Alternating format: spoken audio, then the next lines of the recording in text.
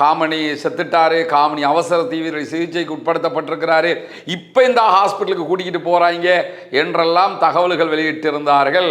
இதையெல்லாம் இஸ்ரேலிய ஊடகங்கள் சொல்கிறது என்கிற செய்திகள் எல்லாம் வெளிவந்ததை நீங்கள் பார்க்க முடியும். உண்மையிலேயே மசூத் பெசக்ஷியன் சொன்ன செய்தியையொட்டி அடுத்ததாகவே அவர் இன்னும் ஒரு செய்தியையும் சொல்லுகிறார். எனவே இவர்கள் சொல்லுகிற அளவுக்குண்டான நிலை இருக்கிறதா என்பதை மசூத் பெசக்ஷியன் தான் சொல்லணும். IRGC மிக தெளிவாக சொல்கிறது, நாங்கள் ஹொர்முஸை ஓப்பன் பண்ணணுமாக இருந்தால் அமெரிக்கா நாங்கள் சொல்றதை கேட்கணும். நாங்கள் சொல்றதை கேட்காம ஓமானோட ஒரு உடன்பாட்டுக்கு வந்துட்டோம்ங்கிறதுக்காக ஹொர்முஸை திறக்க சொன்னால் நாங்கள் திறக்க மாட்டோம் அப்படின்ட்டாங்க. எனவே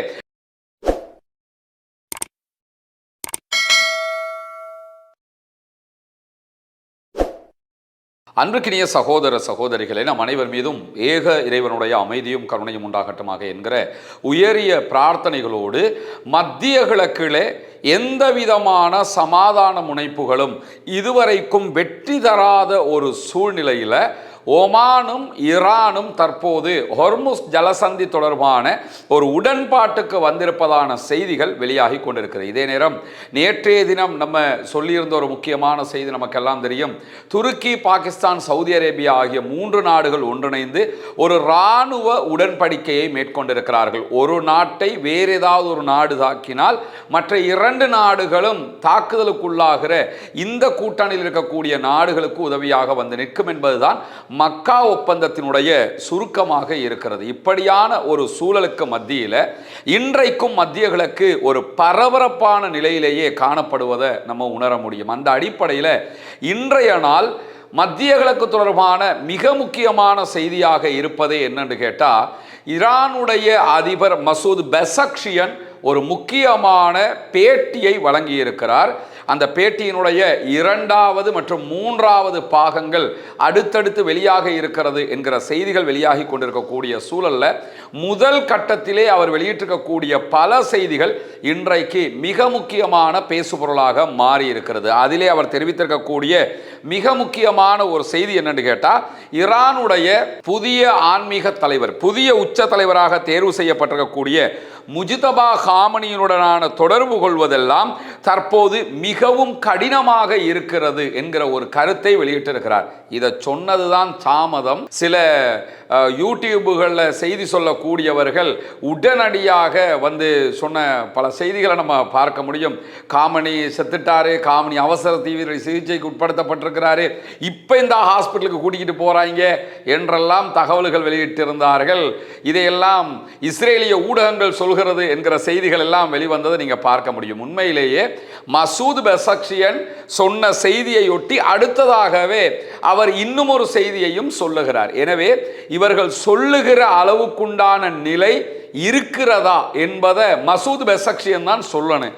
உண்மையிலேயே எங்களுக்கு தொடர்பு கொள்வதற்கு கஷ்டமாக இருக்கிறது என்றால், அவர் பாதுகாப்பு பலப்படுத்தப்பட்டிருக்கிறது, அவரை நம்ம நேரில் போய் சந்திக்க வேண்டி இருக்குது, அதனால தொடர்பு கொள்ள கஷ்டமாக இருக்கிறது என்றும் அவர் சொல்லி இருக்கலாம். இல்லாத போது அவருக்கு உடல்நிலை சரியில்லாமல் இருக்குது, அதனால தொடர்பு கொள்ள கஷ்டமாக இருக்குன்னு சொல்லியிருக்கலாம். ஆனால் எதையுமே மசூத் பெசக்ஷியன் வெளிப்படையாக சொல்லாத போது நாம கற்பனையாக எதையும் சொல்லிவிட முடியாது. ஆனால் முஜ்தபா காமனியை வளமை போன்று லேசாக சந்திக்க முடியல, தொடர்பு கொள்வது கஷ்டமாகத்தான் இருக்கிறது என்று சொல்லக்கூடிய மசூத் பெசக்ஷியன் ஈரானுடைய அதிபர் அவர்கள் மேலதிகமாக என்ன சொல்றாருன்னு கேட்டா, அவருடைய இருப்பு என்பது நாட்டுக்கு மிகப்பெரிய பலம் என்கிறார்.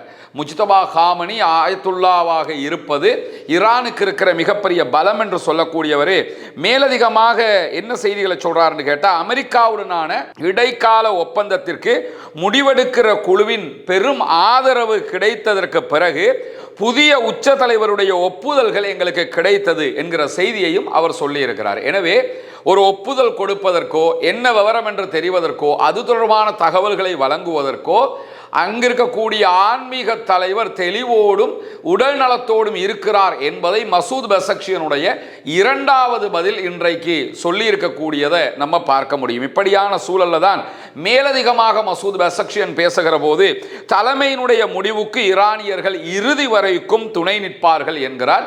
அது எப்படி என்கிற விவரத்தையும் அவர் சொல்லும்போது, நாங்க யுத்தம் பண்ணணுமா வேணாமா, சமாதானத்தோட இருக்கணுமா வேணாமாங்கிறத பத்தி நிறைய பேர் கேள்வி கேட்டுக்கிட்டு இருக்கிறீங்க. நாங்க யுத்தம் பண்ணணுமா வேணாமா, அதற்குரிய பலம் இருக்கிறதா இல்லையா என்பதை என்னையும் உங்களையும் விட போர் தளபதிகள் நன்றாக அறிந்தவர்கள்.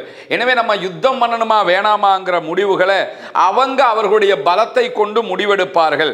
தலைமைதான் முடிவு செய்கிறது. அவர்கள் என்ன முடிவெடுத்தாலும் நாங்கள் இறுதி வரைக்கும் துணை நிற்போம் என்கிறார். அது எந்த வரைக்கும் துணை நிற்போம் என்று சொல்லும் போது, எங்கள் மரணம் வரை துணை நிற்போம்.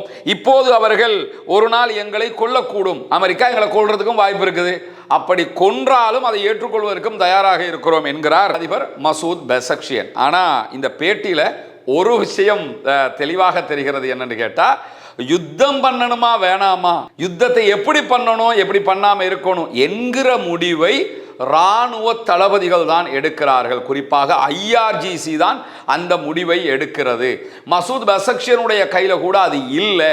அரசியல் தலைமைகளிடத்தில் அது இல்லாம நேரடியாக ஆன்மீக தலைவருக்கு கீழாக இருக்கக்கூடிய IRGC இடத்துல இருக்கிறது என்று சொல்லப்படுகிறது. எனவேதான் IRGC எடுக்கக்கூடிய முடிவுகளை அதிபரும் ஏற்றுக்கொள்ளுகிறார் என்கிற ஒரு செய்தியை அவர் தன்னுடைய பேட்டியில சொல்லி இருக்கிறது மட்டுமல்லாம, ஹொர்முஸ் ஜலசந்தி தொடர்பாக ஓமானோடு ஒரு பொதுவான கட்டமைப்பு எட்டப்பட்டிருக்கிறது என்று ஈரான் அறிவித்திருக்கிறது. ஈரானுடைய அதிபரும் அந்த செய்தியை தெளிவாக சொல்றாரு. இதே நேரத்தில் அமெரிக்கா ஈரானுடைய நிபந்தனைகளை முழுமையாக ஏற்றுக்கொண்டால் மட்டும்தான் நாங்கள் ஒரு ஒப்பந்தத்திற்கு போவோம், சமாதானத்திற்கு போவோம். ஈரானுக்கும் ஒமானுக்கும் இடையில ஏற்பட்டிருக்கக்கூடிய இந்த செயல்பாடுகளால் ஹொர்முஸ் ஜலசந்தி திறக்கப்பட்டு விடும் என்று அர்த்தம் கிடையாது அப்படின்னு சொல்லி இன்றைக்கு ஈரானுடைய IRGCயின் செய்தி தொடர்பாளர் சர்தார் மொஹப்பி வெளியிட்டிருக்கக்கூடிய செய்தியை நம்ம பார்க்க முடியும். எனவே IRGC மிக தெளிவாக சொல்கிறது, நாங்க ஹொர்முஸை ஓபன் பண்ணணுமாக இருந்தால் அமெரிக்கா நாங்க சொல்றதை கேட்கணும்.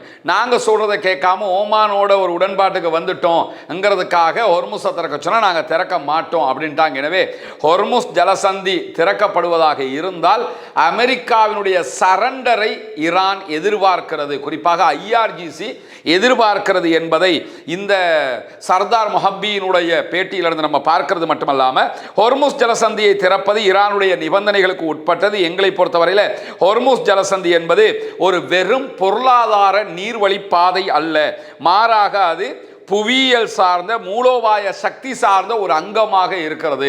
வெறுமனே பிசினஸ் பண்ற ஏரியான்னு மட்டும் நீங்க பார்த்துறாதீங்க, அதுதான் எங்களுக்கு எல்லாமே அப்படின்னு நாங்க பார்க்கிறோம் என்று சொல்லி சர்தார் மொஹப்பி மேலதிகமாக சொல்லுகிற செய்திகளை இன்றைக்கு அவர்களுடைய ஊடகங்கள் வெளியிட்டிருப்பதை நம்ம பார்க்க முடியும். எனவே ஹொர்முஸ் ஜலசந்தி இன்னா திறந்துருவோம் அந்தா திறந்துருவோம் என்று சொல்லி எல்லாம் அமெரிக்க அதிபர் டொனால்ட் ட்ரம்ப் சொல்லுவது ஏற்புடையது அல்ல, நம்பகமானது அல்ல. அவர் இஷ்டத்துக்கு அடிச்சு விடுறாருங்கிறது மட்டும் தெளிவாக தெரியக்கூடிய சூழல்ல இன்றைய தினமும் ஓமான் கடற்கரைக்கு அப்பால் ஈரானுடைய பேச்சை கேட்காமல் பயணித்ததாக சொல்லப்படுகிற UAEனுடைய ஐக்கிய அரபு எமிரேட்ஸினுடைய அட்னாக் என்கிற பாரிய எண்ணெய் கப்பல் மீது ஒரு ஏவுகணை தாக்குதல் நடத்தப்பட்டிருக்கிறது. ஈரான் தான் அந்த தாக்குதலை நடத்தி இருக்கிறது என்று இன்றைக்கு ஐக்கிய அரபு அமீரகம் குற்றச்சாட்டை முன்வைத்திருக்கிறது, கண்டனத்தை வெளியிட்டிருக்கிறது. ஈரானை பொறுத்தவரையில் நாங்கள் சொல்ற ரூட்ல கப்பல்கள் போகணும், எங்ககிட்ட கேட்டுட்டு தான் போகணும் என்று தெளிவாக சொல்லிக் கொண்டிருக்கிறார்கள். இந்த இரண்டாவது கட்ட சண்டைகள் ஏற்பட்ட நேரத்தில் ஈரான் குவைத் மேலையும் பஹ்ரைன் மேலையும் தான் கடுமையான தாக்குதல்களை நடத்தினார்கள். ஒரு தாக்குதலை கூட நேரடியாக UAE மேல அவங்க நடத்தலைங்கிறது நமக்கு தெரியும். ஆனால் UAEனுடைய கப்பல்கள் மேல தாக்குதல் நடத்தினதுனால தான் அமெரிக்கா ஈரான் மேல மீண்டும் தாக்குதல்களையே நடத்தியிருந்தார்கள். அதே மாதிரி தான் இப்பொழுதும் UAEனுடைய கப்பல்கள் மீது ஈரான் தாக்குதல்களை நடத்தி இருக்கிறது. எனவே அமெரிக்கா இப்பொழுது என்ன செய்ய போகிறது? மீண்டும் ஈரான் மேல தாக்குதல் நடத்தினாங்கன்னா இப்போ கொஞ்சம் நெருங்கினதாக சொல்லப்படக்கூடிய அமைதி நிலைகள் கூட இல்லாமல் போய்விடும் என்பது தெரியும். எனவே என்ன முடிவை அவர்கள் எடுக்க போகிறார்கள், அமெரிக்காவினுடைய அடுத்த கட்டம் எப்படி இருக்க போகிறது என்கிற கேள்விகள் இருக்கக்கூடிய சூழலில் தான் ஐக்கிய அரபு அமீரகத்தினுடைய எண்ணெய் கப்பல் மீது தாக்குதல்களை நடத்தியதை இன்றைக்கு சவுதி அரேபியா கண்டிப்பதாக அறிவித்திருக்கிறது. சகோதர நாடாக இருக்கக்கூடிய UAE மேல தாக்குதல் நடத்தியதை ஏற்றுக்கொள்ள முடியாது, சர்வதேச சட்ட மீறல் என்றெல்லாம் அவங்க சொல்லி இருக்கிறாங்க. அதற்கு பதிலாக UAE யுஏஇ உடனே ஹவுதீஸ் சவுதி அரேபியாவுடைய நஜ்ரான் உள்ளிட்ட பகுதிகள் மேலே தாக்குதல் நடத்துவதை ஏற்றுக்கொள்ள முடியாது, நாங்களும் கண்டிக்கிறோம் அப்படின்னு இருக்காங்க. நீங்கள் கண்டிச்சதா அறிக்கை விட்டியல்ல, இப்போ நாங்களும் பாரு ஒரு மாதிரி ஒரு அறிக்கை விடுறோம். இந்த மாதிரி அவன்கிட்ட பேப்பர் இருக்கு, அவன் அறிக்கை விட்டான், இவன்கிட்ட பேப்பர் இருக்கு, இவனும் அறிக்கை விட்டான்ற மாதிரி தான் ஆயிடுச்சே தவிர இது அறிக்கையை தான் விட்டாங்களே தவிர மிசைல் எல்லாம் விடலை. அதனால இது வளமையான ஒன்று தான். அவங்களுக்கு இவங்களுக்கு அவங்க இந்த மாதிரி ஒன்றை சொல்லியிருக்கிறாங்களே தவிர ஈரானோடு நேரடியாக மோதுகிற இடத்தில் அவர்கள் இல்லை என்கிற செய்திகளும் இன்றைக்கு வெளியாகி இருக்கக்கூடிய சூழல்ல தான் மேலதிகமாக இன்றைக்கு ஈராக்கினுடைய குர்திஸ்தான் பகுதியினுடைய பிரதமர் ஒரு அறிவிப்பை விடுத்திருக்கிறார். ஈராக்கை நீங்க எப்படி புரிஞ்சுக்கிறோம்னு கேட்டா, பழைய சதாம் ஹுசைன் இருக்கிற ஈராக்கு ஒரு ஈராக்கு தான். இப்போ இருக்கிற ஈராக்கை ரெண்டாக உடைச்சி வச்சிருக்கிறாங்க. ஈராக்குக்கு என்று ஒரு பிரதமர் இருக்கிறார், அவரை கூப்பிட்டு தான் அமெரிக்க அதிபர் பேசுகிறாரு. ஈரானுக்கு அவர் போய் பேச்சுவார்த்தை நடத்தினார், அடுத்து சவுதிக்கு போகிறாருங்கிற செய்தியெல்லாம் நம்ம தொடர்ந்து பார்த்துக்கிட்டு இருக்கிறோம். இப்போ நம்ம சொல்கிறது குர்திஸ்தானத்தினுடைய பிரதமராக செயல்படக்கூடியவர் விடுத்திருக்கக்கூடிய அறிவிப்பு மஸ்ரூர் பர்சானி. இவரை பொறுத்தவரையில் இவங்க குர்துக்கள் தனியான ஒரு ஆளுகைக்குட்பட்ட பகுதியாக ஈராக்கினுடைய குர்திஸ்தான் பகுதிகளை வைத்துக் கொண்டிருக்கிறார்கள்.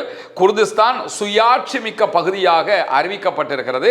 இவர்களுக்கு முழுவதுமான ஆயுத உதவி, பெரும்பாலான உதவிகளை யார் பண்றான்னு சொல்லி சொன்னா துருக்கி செய்கிற அதே நேரம் ஈராக்கினுடைய அரசாங்கத்தோடும் இணைந்து பயணிக்கிறார்கள். ஈராக்கில் இருக்கக்கூடிய எல்லா எண்ணெய் வயல்களில் இருந்தும் அமெரிக்கா தான் எண்ணெயை எடுக்கிறாங்க, விற்பனை பண்றாங்க. அதிலிருந்து இருந்து கிடைக்கக்கூடிய பலன்களையும் இவர்கள் அனுபவித்துக் கொள்கிறார்கள். இதே நேரத்தில் இவர்களுடைய பகுதிகளில் இஸ்ரேலுடைய தூதரகம் இருக்கிறது, அதே போன்று அமெரிக்காவினுடைய தூதரகம் இருக்கிறது. ஆல்ரெடி ஈரான் இங்கிருந்த தூதரகத்தின் மீது தாக்குதல் நடத்தியது மட்டுமல்லாமல் இன்றைக்கு ஈராக்கினுடைய குர்திஸ்தான் பகுதியினுடைய பிரதமர் மஸ்ரூர் வெளியிட்டிருக்கக்கூடிய செய்திகளில் ஆயிரக்கணக்கான ஏவுகணைகள் எங்கள் மீது தாக்குதல் நடத்தியது, ஆனாலும் நாங்கள் எந்த கட்டத்திலையும் ஈரானோட ஒரு சண்டைக்கு போகலை அப்படின்னு சொல்லியிருக்கிறாங்க. குர்துகளை பொறுத்தவரையில் அவங்க சன்னி பிரிவை சேர்ந்தவர்கள், ஈரானை பொறுத்தவரையில் ஷியா பிரிவை சேர்ந்தவர்கள். இந்த குர்துகளோட தான் பல பேச்சுவார்த்தைகள் அமெரிக்கா நடத்தியது.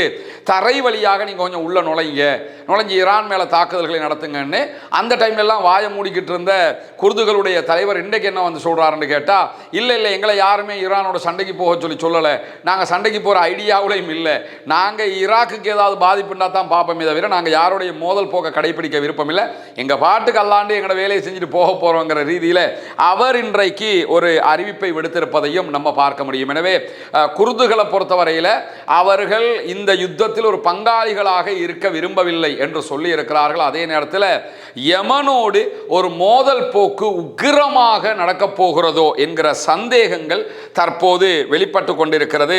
யமனில் இருக்கக்கூடிய ஹவுதீஸுக்கும் சவுதி அரேபியாவுக்கும் இடையில பல மோதல் சம்பவங்கள் நடைபெற்று கொண்டிருக்கக்கூடிய சூழலில் தான் சவுதி அரேபியாவினுடைய ஆதரவு பெற்ற யமனில் இருக்கக்கூடிய படைகள் மேலே தொடர்ந்து தாக்குதல்களை ஹவுதீஸ் நடத்தி வருகிறார்கள். எனவே ஹூத்திகளுடைய தாக்குதல்களால் பாதிக்கப்படுவது தங்களுடைய தரப்பு, தங்களுடைய ப்ராக்சிஸ் என்கிற அடிப்படையில் சவுதி அரேபியா ஒரு பாரிய யுத்தத்திற்கு ஹூத்திகளோடு தயாராகிறது என்கிற செய்திகள் வெளிவருகிற அதே நேரம் எவ்வளவு பெரிய யுத்தமாக இருந்தாலும் அதை நேரடியாக எதிர்கொள்வதற்கு தாங்கள் தயாராக இருக்கிறோம் என்கிற செய்திகளை இன்றைக்கும் ஹூத்திகளுடைய ஊடக பேச்சாளர் ஜெனரல் யஹியா சாரி வெளியிட்டிருப்பதை நம்ம பார்க்க முடியும். எனவே இன்றைக்கு வெளியாகி இருக்கக்கூடிய மிக முக்கியமான செய்திகளுடைய தொகுப்பை தான் உங்களுக்கு மத்தியிலே கொண்டு வந்து தந்திருக்கிறோம். தொடர்ந்து இணைந்திருங்கள். ரஸ்மின் MIC நியூஸ் மற்றும் ரஸ்மின் டாக்ஸ் ஆகிய 2 சேனல்களோடும் வரக்கூடிய உண்மை செய்திகளை உடனுக்குடன் உங்களோடு பகிர்ந்து கொள்வதற்கு தயாராக இருக்கிறோம். ஆக்கிரமிப்புகள் ஓய வேண்டும், ஆக்கிரமிப்பாளர்களும் ஓய வேண்டும் என்கிற உயரிய பிரார்த்தனைகளோடு ஆக்கிரமிப்பாளர்களுக்கு எதிராக தொடர்ந்தும் ஜனநாயக ரீதியாக குரல் எழுப்புவோமாக. வாகிறது அல்ஹம்துலில்லாஹி ரப்பில் ஆலமீன்.